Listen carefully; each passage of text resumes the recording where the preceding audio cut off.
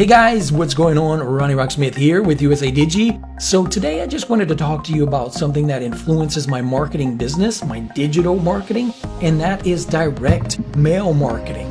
So that is two totally different things, but that influences my marketing techniques, right? And I'm going to show you how I do that. So it's going to be pretty cool. We're also going to talk about cotton. So in case you're interested in what that's all about, stick around and watch the whole video, right?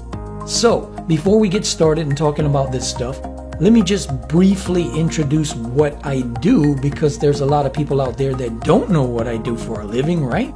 I mean, my close marketing buddies and my friends from school pretty much kind of know, I think. But I get new follows every day here on Facebook. So let me just briefly state what I do. So I do two different types of business models in my business. Number one, I do product launching, right? So I create my own products via training videos or some software that I'm going to have developed and launched. That is one thing, and I launch those on platforms such as Warrior Plus and JVZoo, right? So the second part of my business model is affiliate marketing. So basically I'm promoting other people's product and I get a commission when I make a sale. And I promote this through email marketing, YouTube, and some other different platforms. Okay, so that's basically what I do. Now, I have one more part, but I haven't started it yet, and that is helping local businesses here. I'm all set up to do that. I'm just waiting on a few more things, but that's what I'm going to be doing locally here. I'm going to be helping local businesses get more leads for their business, okay? So let's get started and talk about what we're going to talk about today, and that is direct mail marketing. So I'm sure that you might have heard of this guy before, right? My Pillow guy. So this is Mike Lindell. That name may be familiar for you because you might have seen the commercials, right? So what I want to talk about is this is called direct mail marketing. You get stuff in the mail and it's pitching you something to buy, right? An offer. So let's take a look at this and how we can relate this to a marketing business that is just digital marketing, which means it's specifically online. Now, this guy does, of course, have a website, right? That's online, but he's still using direct marketing because, for the simple fact, direct marketing still freaking works, right? And that's a lot of things that marketers these days, they're not using that format. They're just using strictly digital. Like, how can I market to my audience online? But they don't even think about the aspect of this. Now, there is one marketer that does exactly this, and his name is Omar Martin, right? And here's a postcard from Omar promoting their commission expo, right? They're having an expo in September 25th in Florida. So what I want to talk about, though, how does this influence my digital marketing? So let's look at these things, put them together, and hopefully you'll get a little bit of, learning experience from this if you're interested in the digital marketing space, right? And how it works. So let's take a look at this, okay? First, this thing is full of color psychology, right? Color psychology. Check it out. So first of all, let's look at the color schemes. So we got pink and blue, right?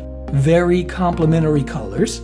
Okay, so let's take a look at this one. So we got purple, a little bit of yellow up here, and then we got mint green, right? More complementary colors. These colors jump out at you, right? Catch your eye. But that's not the only thing, okay? Let me bring up something right quick. Let's talk about color psychology for a moment. So let's take a look at this color emotion guy, right? Now, I want to talk about this because I think it's very important, because this color psychology is being used on you every single day, right? Every single day. This is being thrown at you in your face, and you probably don't even realize it, right? Because each color invokes an emotion within your subconscious mind. It makes you feel a certain way. But in the real world, you got businesses like restaurants, McDonald's, Burger King. They all use these color schemes to make you feel a certain way. So it brings you into that business. So let's take a look at this color emotion guide here and see what they really mean. We have yellow here means optimism, clarity, and warmth. Orange is friendly, cheerful, and confidence. And red is for excitement, youthful, and bold. And even my colors, take a look at my logo back there. What colors are they? Red, white, and blue, right? So red stands for what? Excitement, youth, and bold. And then blue stands for trust, dependable, and strength. So even my logo is using color psychology tactics.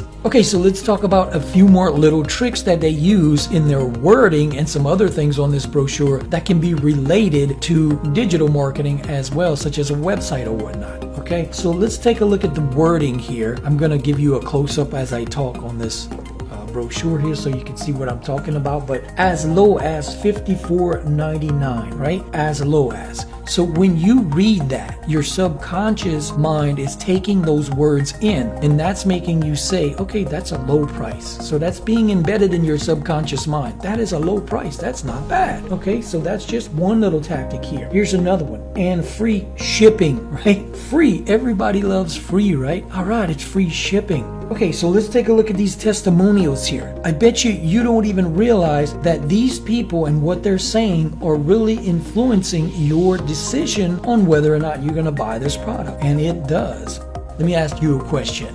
Whenever you go to buy something, you want to buy something that you know, something that you want, something that's interesting, where do you go? YouTube, right? You go to YouTube, you type in that product name, and you type in review behind it, right? Yeah. And you go and see what everybody says. You watch a couple of videos, see what they think about it, and that is influencing your decision to buy that actual product. You're going to either say yes or no, depending on what those people say. Okay, here's another thing. When you go to Amazon right before you buy something, what do?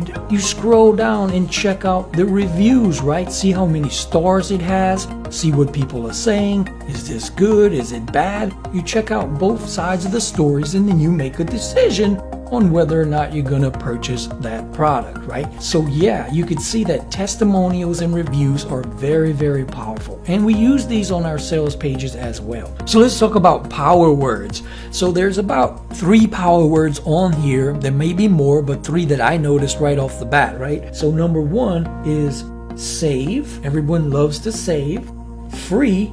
Everyone loves free. Guaranteed. Everyone loves guarantees, right? And one more over here, as low as. So all of these words are called power words, and they're going to be playing to your subconscious mind. In fact, I have a power words list that I have right here in front of me that I use on a daily basis when I'm writing emails or doing some copy on my websites or whatnot. So it's a very handy technique to use in your copywriting, right? Okay, so we're going to talk about one more thing on this brochure that is relatable, but you're also going to learn something about cotton, right? Remember at the beginning of the video, I said if you stick around to the whole video, you're going to learn something about cotton. Got this little banner here, right? And it says certified 100% Giza Egyptian cotton. And if we flip it on this side, it says 100% Egyptian long staple cotton. Now for the commoner that reads this, 100% Egyptian long staple cotton. Okay, I know what cotton means. I don't know what long staple cotton means. Egyptian, okay, I know Egyptian, I know Egypt. So think about that word for a moment. Okay, we're going to talk about what this is, Egyptian long staple cotton, but think about what Egypt means to you, okay? So using this terminology here, Egyptian long staple cotton, it's actually a coined term, but it's also getting into your subconscious mind as being an exotic type of thing, right? Because going to Egypt and visiting the Great Pyramids, if you've never done that before, would be an exotic vacation, right? So by using this terminology in here, it's invoking that feeling. Egyptian, wow, this is awesome. I've never been there. It's cool. This must be an awesome product. We're going to go to this website, and I want to explain to you the psychological factors of this by using this, because it may not mean exactly what they're saying. So here's what I mean. Let's take a look at this article here on this website. It says how much cotton is grown in Egypt. Now I'm not going to read everything on this page. I just want to make a couple of points. So I'm going to read a few things here, okay? So it says Egyptian cotton is booming in the past several years, okay? Towels, bed sheets, and now threads claim to be